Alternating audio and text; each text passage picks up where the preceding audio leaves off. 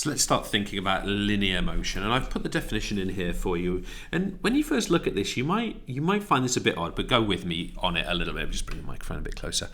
Just go with me a little bit on it. So we've got here when all parts of a body, so when all parts of the body move in the same direction at the same time at the same speed. Okay, so that means that things are not moving in multiple directions. They are not rotating. They're moving in a single straight line direction. So therefore, let's see if we can give a couple of examples. And it's not easy, actually, to find examples in sport. But let's have a little think about examples.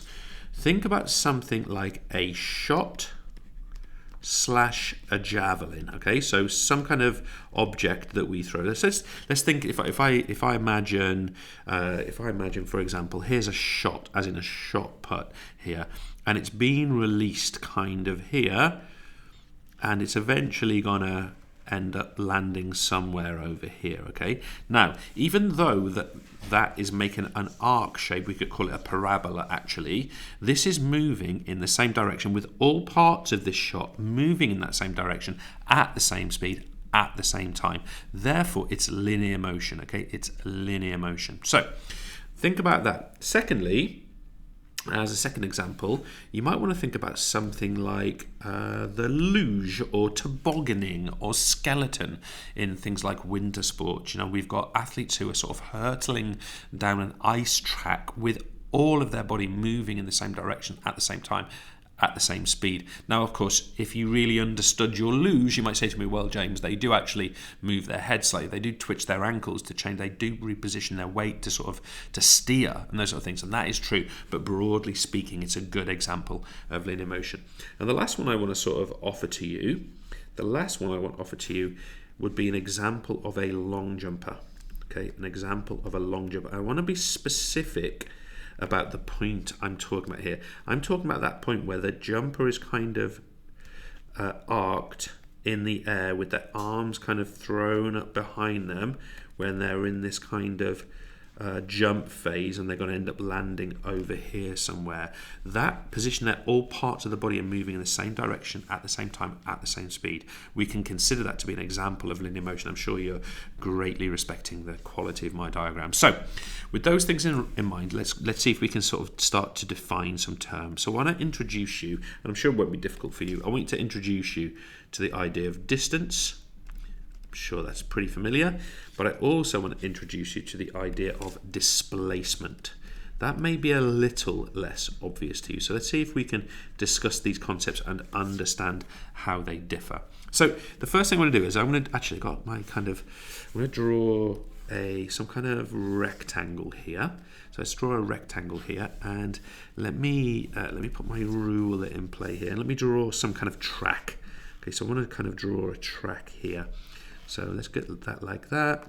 And let me just draw some kind of track. So imagine this is, I don't know, like an Olympic running track or something. I mean, it's not quite perfect, but you get the idea. It's some kind of 8-lane track. You know, it's a 100-meter environment, for example. I don't have enough lanes, so I'll just do that many lanes. So they're all the lanes of running track. So imagine that this is the start line. In fact, let me do it the other way around.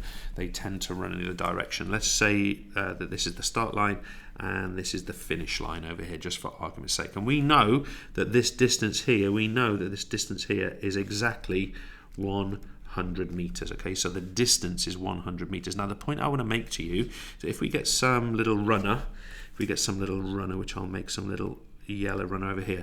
What the point we're going to make here is if they run and they get to this point here, we can certainly say that they have covered a distance. Of 100 meters. But I also want to introduce to you that their displacement is also 100 meters, but we're going to say 100 meters east. Just imagine that's the east going in that direction. Okay, probably be better if I put west, but you know what I mean. The point is displacement has both quantity and direction, whereas distance only has quantity, or what we call magnitude. Now, we could at this point start to talk about vectors and scalars, but a better way of thinking about it, I think, would be to think, right, well, let's look at a different example. Let me take my ellipse tool. Bear with me a second. Let me take my ellipse tool. Let's just make this a little bit bigger. Let's just make this a little bit bigger. And let's imagine now that we've got some kind of, let's imagine that's an 800 meter track. Okay, so we've got, there's our 800 meter track. I'll put a couple of, oops, me to do that.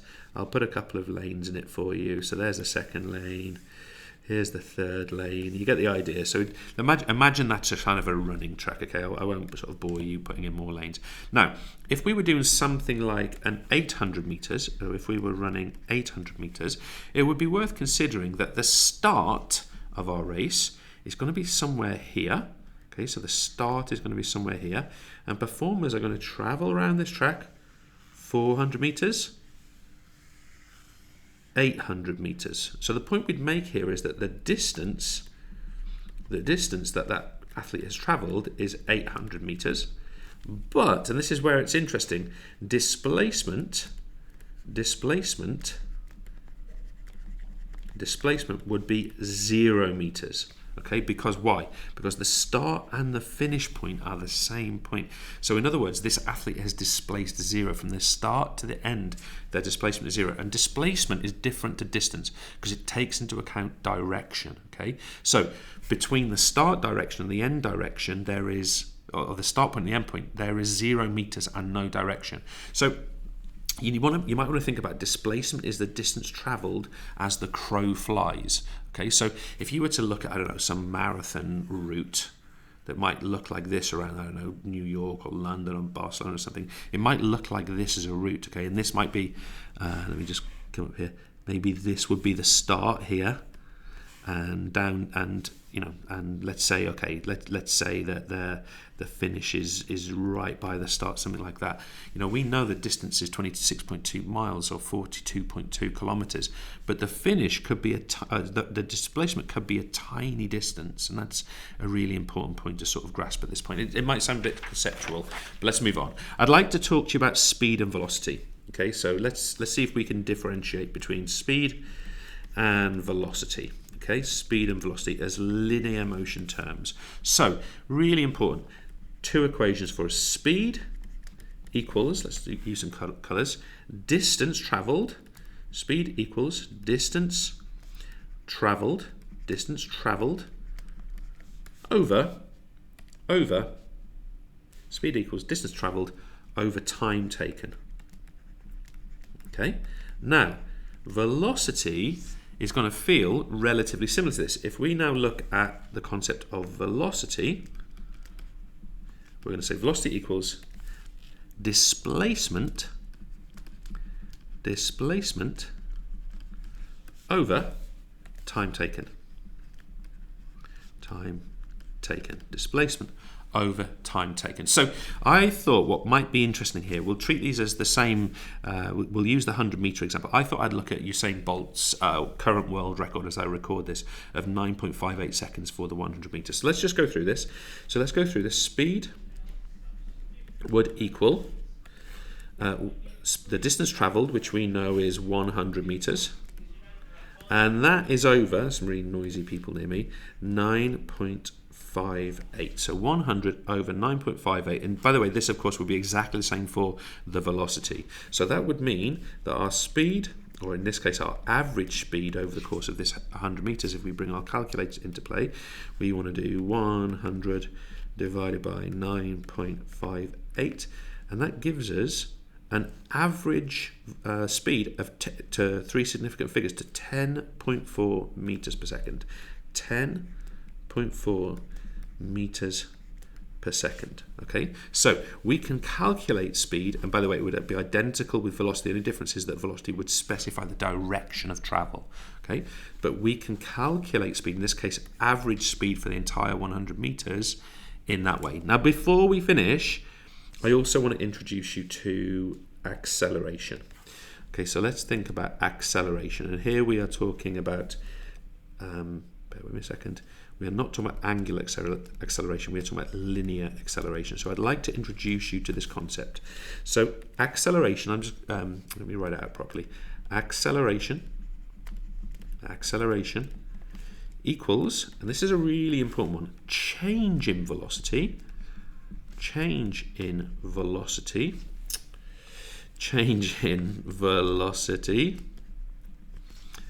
over time. Okay, so let's think if we can simplify that. Acceleration equals change in velocity. By the way, we can write change in velocity simply as triangle v for velocity over time. But a neater way of writing it, or a clearer way of writing it, is we can say that what change in velocity really means is that if we take the final velocity, what we call VF, and we remove from that the start velocity, the initial velocity, what we call VI, and then we divide that by time, then we get the acceleration. Okay, so let's start to think about that. I looked in 2009 again at Usain Bolt's first 10 meters. Okay, so think about Usain Bolt's first 10 meters for his fastest ever 9.58 seconds world record in the 100 meters. Now, we can start to think about how that would work. So let's see if we can actually calculate that. Well, what we want to do is we want to go here. So what we want to do is we want to take, acceleration equals final velocity, which we don't know, final velocity, minus initial velocity at the start of the 100 meters for the first 10 meter segment. He was stationary, so his velocity at that point was 0. And we know, because I looked it up online, that the time that first 10 meters took was 1.89 seconds. So what we want to do here is we want to figure out how or what his final velocity was. And now we can figure that out, of course, because we have our speed, our velocity calculations above. So remind yourself that let's take velocity displacement over time taken. So we know that he's here. We know that he's traveled 10 meters in 1.89 seconds. So let's just quickly calculate that. So let's clear this. He's done 10 divided by 1.89 seconds. We know that his average velocity over, or the velocity which we think he got to over that, is 5.29. So let's now go to here. We can now say that his acceleration is 5.29 meters per second, by the way, divided by 1.89 seconds. Okay, now if we calculate that, let's pull out the calculator again, we can get his average acceleration over that time period. So we can do, I'll just go for 5.29. 5.29 divided by 1.89. His average acceleration was 2.79, actually 2.8 meters per second squared. So he's got 2.8 meters per second or meters per second squared of acceleration over that first 10 meters. Thanks.